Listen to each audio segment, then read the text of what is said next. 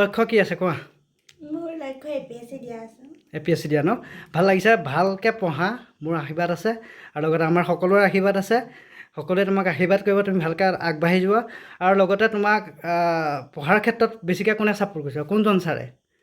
তোমাৰ প্ৰিয় ছাৰজনৰ নাম কোৱা। মোৰ প্ৰথমে মই শংকৰদেৱৰ পৰা পঢ়ি আহি ইমান ভাল নাছিলোঁ পঢ়াত। তাৰপিছতে যেতিয়া জামুগুৰি আদৰ্শ হাইস্কুললৈ আহিলোঁ তেতিয়া 7লৈকেও মই ইমান ভাল নাছিলোঁ অংকত বিশেষকৈ। তাৰপিছত যেতিয়া মই ক্লাছ 8লৈ পালোঁ তেতিয়া পূৰবী মেম মোৰ বহুত সহায় কৰিলে অংকত। তেওঁ কোনটো ছাবজেক্টৰ আছিলে? তেওঁ ছায়েন্সৰ।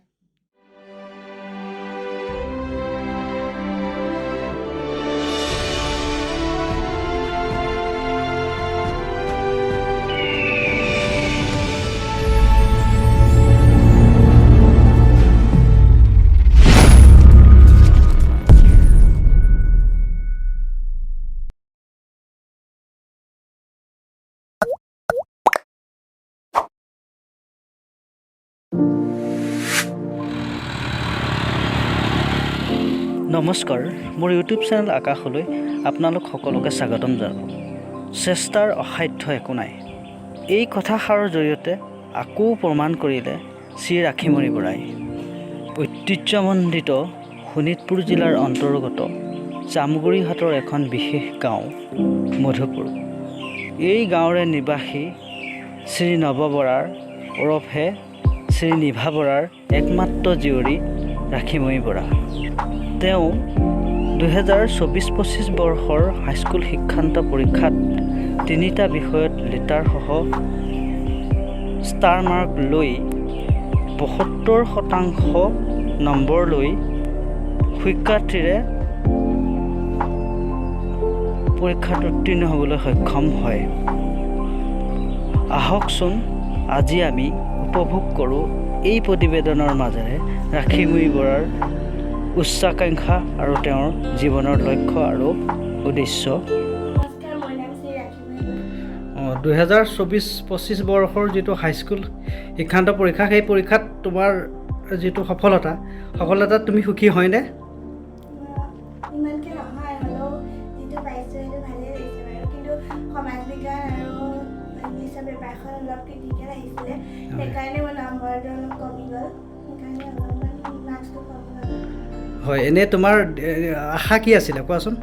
মোৰ 90 ওপৰত পোৱা আশা আছিলে। এতিয়া বৰ্তমান পাৰ্চেণ্টেজ কিমান আছিলে? এতিয়া 75। 75 ন? এতিয়া বেষ্ট, মোৰ ভাল লাগিছে বাৰু তোমাৰ ৰিজাল্টটো পাই। গতিকে সেইকাৰণে মই আহিলোঁ অকণমান সাক্ষাৎকাৰ লৈ যাম বুলি। খুৰা, আপুনি কওকচোন, আপোনাৰ এনে মনটো কেনেকুৱা লাগিছে আজি? মনটো বেয়া লগা নাই, ভাল লাগিছে। আপুনি কিমান সুখী নে? সুখীয়ে বাৰু। তথাপিতো তাই যিটো ভাবিছিলে সেইটো ৰিজাল্ট কৰিব নোৱাৰিলে। যিয়েই নহওক। হয়, তাৰপিছত আপোনাৰ এনেই আৰ্থিক অৱস্থা কেনেকুৱা কওক? আৰ্থিক অৱস্থা ব্যৱসায় এটা লৈ টুকটাককৈ চলি থকা। হয় হয়, আপোনাক এই ক্ষেত্ৰত যিহেতু শিক্ষাৰ ক্ষেত্ৰত মাইনাৰ আগবাঢ়ি যোৱাৰ ক্ষেত্ৰত বিশেষকৈ আপোনাক কোনে ছাপোৰ্ট কৰিছিলে কওক? ছাপোৰ্ট মানে মই তাই নিজেহে মই কৰিছিলোঁ, আনৰ ছাপোৰ্ট নাছিলে। হয়, ঠিকে আছে। হয়, গতিকে মই অকণমান দেখুৱাব বিচাৰোঁ। এয়া চাওক, আপোনাৰ মাইনাৰ যিটো ভক্তি, সেই ভক্তিটো সঁচাকৈ মানিবলগীয়া। সৰস্বতী গোসাঁনীৰ ফটো আমি দেখুৱাইছোঁ আমাৰ চেনেলৰ জৰিয়তে। লগতে আমি মাকৰ লগত অকণ কথা পাতিব চেষ্টা কৰিম। খুৰী, আপোনাৰ নামটো ক'ব? মোৰ নাম নিভা বৰা। নিভা বৰা ন? আপোনাৰ কেনেকুৱা লাগিছে কওক আজি? আপোনাৰ ছোৱালীৰ সফলতাত আপোনাৰ কেনেকুৱা, সুখী নে? নাপালে ন? হয় হয়, আৰু লগতে আপোনাক এই ক্ষেত্ৰত আপুনি তাইক কেনেকৈ ছাপোৰ্ট কৰিছিলে? পঢ়া শুনাৰ ক্ষেত্ৰত আপুনি কেনেকৈ তেওঁ কোন স্কুলত প্ৰথম গৈছিলে অকণমান ক'ব? প্ৰথমে মই তাইক শংকৰদেৱতে জামুগুৰিত নাম লগাই দিছিলোঁ। তাৰপিছত তাৰপৰা আহি পেলাই তাত তোমাৰ 5লৈকে পঢ়ালোঁ, 6লৈ পাওঁতে আকৌ চৰকাৰীত নাম লগাই দিলোঁ। হয়, তাৰপৰা আহি পেলাই তেনেকৈ পঢ়ি এইখিনি পালেহি আৰু। এতিয়া বৰ্তমান কোন স্কুলৰ পৰা তেওঁ? তেওঁ আদৰ্শৰ পৰা পাছ কৰিছে এইবাৰ। আদৰ্শৰ পৰা ন? হয়, মাইনা, এতিয়া তোমাৰ লক্ষ্য কি আছে কোৱা? মোৰ লক্ষ্য এপিএছচি দিয়া আছে। এপিএছচি দিয়া ন? ভাল লাগিছে, ভালকৈ পঢ়া, মোৰ আশীৰ্বাদ আছে আৰু লগতে আমাৰ সকলোৰে আশীৰ্বাদ আছে। সকলোৱে তোমাক আশীৰ্বাদ কৰিব, তুমি ভালকৈ আগবাঢ়ি যোৱা। আৰু লগতে তোমাক পঢ়াৰ ক্ষেত্ৰত বেছিকৈ কোনে ছাপোৰ্ট কৰিছে, কোনজন ছাৰে? তোমাৰ প্ৰিয় ছাৰজনৰ নাম কোৱা। মোৰ মানে প্ৰথমে মই শংকৰদেৱৰ পৰা পঢ়ি আহি ইমান ভাল নাছিলোঁ পঢ়াত। তাৰপিছতে যেতিয়া আদৰ্শ জামুগুৰি আদৰ্শ হাইস্কুললৈ আহিলোঁ তেতিয়া 7লৈকেও মই ইমান ভাল নাছিলোঁ অংকত বিশেষকৈ। তাৰপিছত যেতিয়া মই ক্লাছ 8লৈ পালোঁ তেতিয়া পূৰবী মেম মোৰ বহুত সহায় কৰিলে অংকত। তেওঁ কোনটো ছাবজেক্টৰ আছিলে? তেওঁ ছায়েন্সত। ছায়েন্সৰ আছিল ন? তুমি ছায়েন্সত কিমান পাইছিলা? এইবাৰ ছায়েন্সত 81। 81, ঠিকে আছে। তুমি 3টাত পাইছিলা ন লেটাৰ? গতিকে তোমাৰ 75 মানে তোমাৰ ষ্টাৰ মাৰ্কছ আছিল ন? গতিকে ভাল লাগিছে। আৰু লগতে খুৰা আপুনি কওক ইয়াৰ ওপৰত আৰু আপুনি কি ক'ব বিচাৰে?